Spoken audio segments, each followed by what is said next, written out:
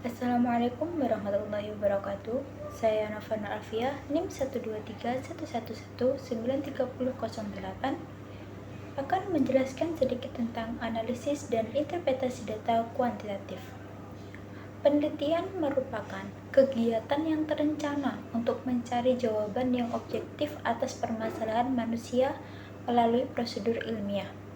Untuk itu, di dalam suatu penelitian dibutuhkan suatu proses analisis data yang berguna untuk menganalisis data-data yang telah terkumpul. Data yang sudah terkumpul namun belum dianalisis merupakan data mentah. Menurut Noeng Muhajir tahun 1998 mengemukakan pengertian analisis data sebagai upaya mencari dan menata secara sistematis catatan hasil observasi, wawancara, dan lainnya untuk meningkatkan pemahaman peneliti tentang kasus yang diteliti dan menyajikan sebagai temuan bagi orang lain. Sedangkan langkah-langkah dalam proses analisis dan interpretasi data kuantitatif itu melibatkan pertama, menyiapkan data numerik untuk analisis menggunakan program statistik. Yang kedua, melakukan analisis menggunakan statistik yang melaporkan hasil deskriptif dan inferensial. Yang ketiga, mewakili dan melaporkan hasil menggunakan tabel. Yang keempat, gambar dan diskusi dari setiap uji statistik. Dan akhirnya menafsirkan hasil dengan menyatakan kembali temuan umum. Membandingkan temuan dengan literatur masa lalu, menyebutkan potensi keterbatasan penelitian dan memajukan ide-ide yang akan memperluas penelitian di masa depan. Yang A yaitu mempersiapkan data untuk analisis. Data menurut Hermansyah tahun 2012 adalah sekumpulan baris fakta yang mewakili peristiwa yang terjadi pada organisasi atau pada lingkungan fisik sebelum diolah ke dalam format yang bisa dimengerti dan digunakan orang lain. Langkah pertama adalah mengorganisasikan data untuk analisis, penyiapan dan pengorganisasian data untuk analisis dalam penelitian kuantitatif. Menurut Johan W. Criswell tahun 2012, terdiri dari memberikan skor terhadap data dan membuat buku kode, menentukan tipe skor yang akan digunakan, menyeleksi program komputer dalam rangka menginput data ke dalam program analisis dan pembersihan data. Ada beberapa petunjuk bisa membantu dalam rangka memberikan angka terhadap pilihan-pilihan jawaban. Yang A yaitu untuk skala-skala kontinu. Seharusnya memberikan skor secara konsisten terhadap masing-masing pertanyaan dengan menggunakan sistem penomoran yang sama. Yang B yaitu untuk skala-skala kategorikal seperti tingkat atau kelas apa yang Anda ajar. Yang C yaitu untuk membuat pemberian skor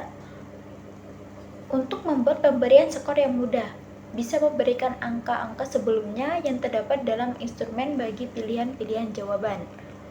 Yang D yaitu salah satu prosedur yang dapat membantu dalam memberikan skor terhadap jawaban adalah dengan cara membuat buku kode atau codebook. Codebook sendiri adalah daftar dari variabel-variabel atau pertanyaan-pertanyaan yang mengindikasikan bagaimana si peneliti memberi kode atau memberi skor terhadap jawaban-jawaban dalam instrumen atau checklist tersebut.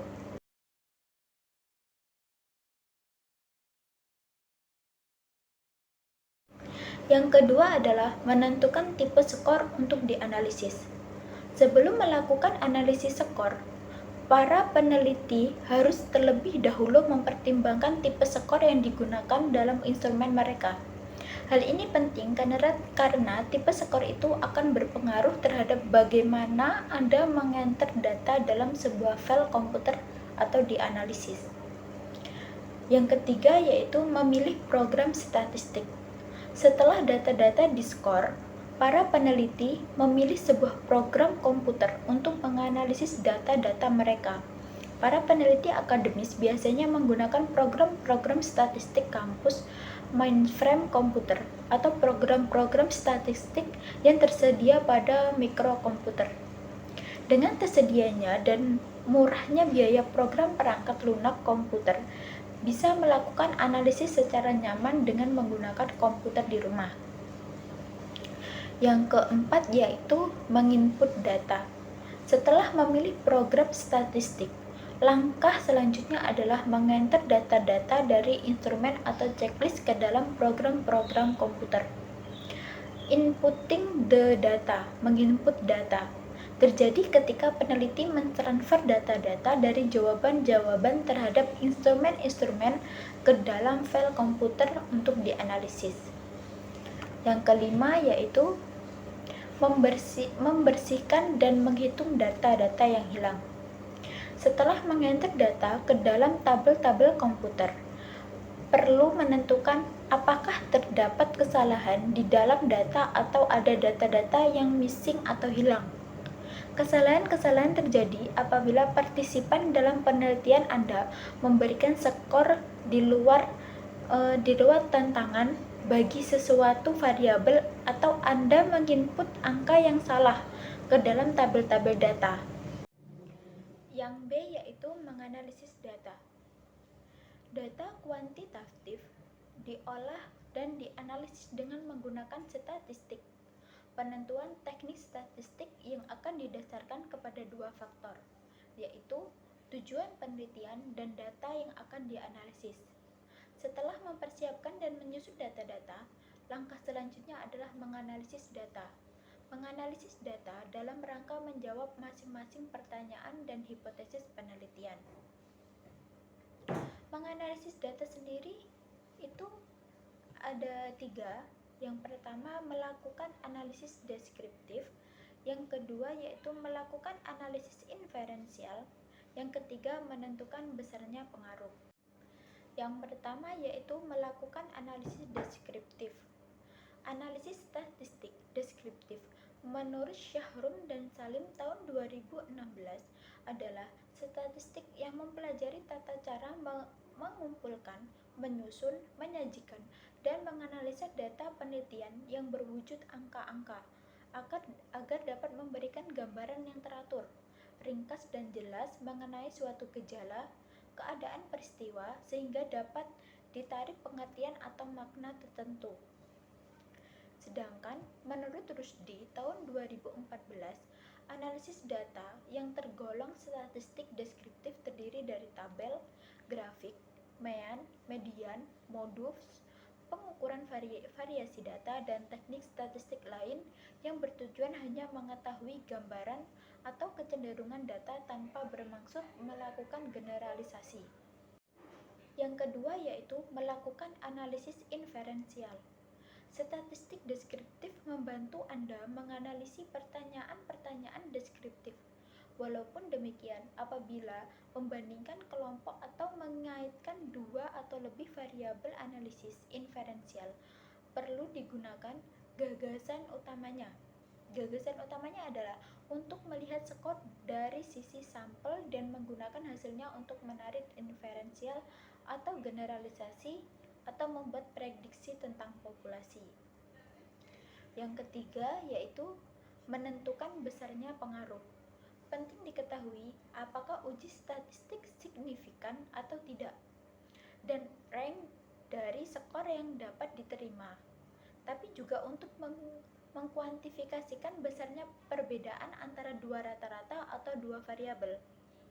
Sedangkan ukuran praktis dari perbedaan tersebut adalah dengan melihat perbedaannya dan menentukan apakah perbedaan tersebut bermakna secara praktis. Sehingga prosedur mengkalkulasi atau menghitung besarnya pengaruh mengidentifikasi kebermaknaan dari kesimpulan-kesimpulan tentang perbedaan kelompok atau hubungan antara variabel-variabel dalam sebuah penelitian kuantitatif.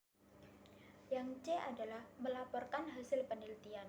Ketika para peneliti menyelesaikan pengujian statistiknya, Selanjutnya, mereka membuat penyajian hasil dalam bentuk tabel dan angka-angka serta melaporkan hasilnya dalam bentuk diskusi atau pembahasan. Peneliti bisa memasukkan hasil ini ke dalam bagian yang berjudul hasil-hasil penelitian. Beberapa hal mungkin bisa membantu peneliti dalam membuat bagian ini serta membantu memahami isi dari bagian hasil penelitian yang sudah dipublikasikan. Bagian ini sebaiknya menangani atau menanggapi masing-masing pertanyaan dan hipotesis penelitian. Pendekatan yang biasanya digunakan menjawab masing-masing pertanyaan dan hipotesis penelitian satu demi satu secara berurutan sesuai dengan apa yang dikemukakan pada bagian awal penelitian. Sedangkan menurut Johan W. Criswell tahun 2012 mengemukakan bagian hasil-hasil penelitian ini mencakup yang pertama tabel yang menyarikan informasi statistik, yang kedua diagram atau data chart, gambar-gambar, lukisan yang memperlihatkan variabel dan hubungan-hubungannya. Yang ketiga, penjelasan rinci tentang hasil-hasil statistik. Yang D yaitu membahas hasil-hasil penelitian.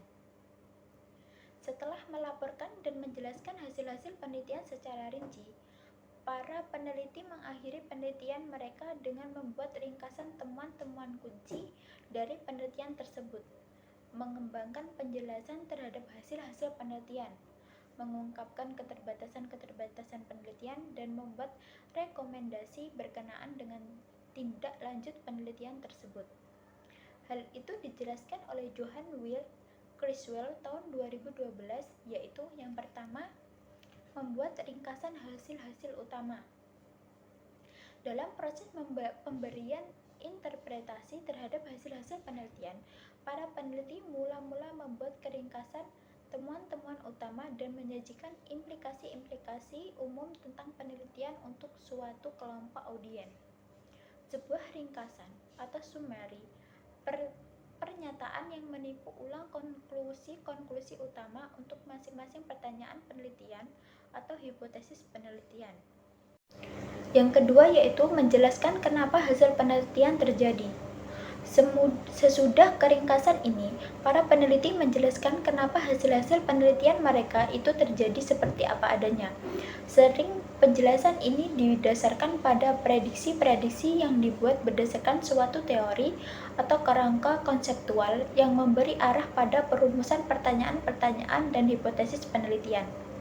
Di samping itu juga, penjelasan ini bisa juga mencakup pembahasan bahan kepustakaan yang ada dan yang memperlihatkan bagaimana hasil-hasil penelitian didukung ataupun ditolak oleh penelitian-penelitian terdahulu.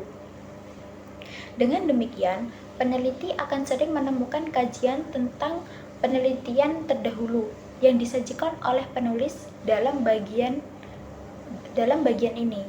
Bagian akhir boleh jadi mempertentangkan dan membandingkan hasil-hasil penelitian dengan teori-teori atau sekumpulan bahan kepustakaan. Yang ketiga yaitu mengungkapkan keterbatasan penelitian. Para peneliti juga mengungkapkan keterbatasan atau kelemahan-kelemahan dari penelitian mereka yang kemungkinan bisa berpengaruh terhadap hasil-hasil penelitian. Keterbatasan atau limitation adalah masalah atau kelemahan potensial tentang penelitian yang diidentifikasi oleh si peneliti. Kelemahan-kelemahan ini biasanya diungkapkan satu demi satu dan kelemahan tersebut sering terkait dengan pengukuran variabel yang kurang cermat, mundur atau kurangnya partisipan penelitian, jumlah sampel yang kecil, kesalahan dalam pengukuran, dan faktor-faktor lain yang biasanya terkait dengan pengumpulan dan analisis data. Yang keempat yaitu menyarankan penelitian lanjutan. Para peneliti kemudian mengungkapkan juga arah penelitian yang akan datang atas dasar hasil-hasil penelitian yang dilakukan itu. Arah penelitian masa datang atau future.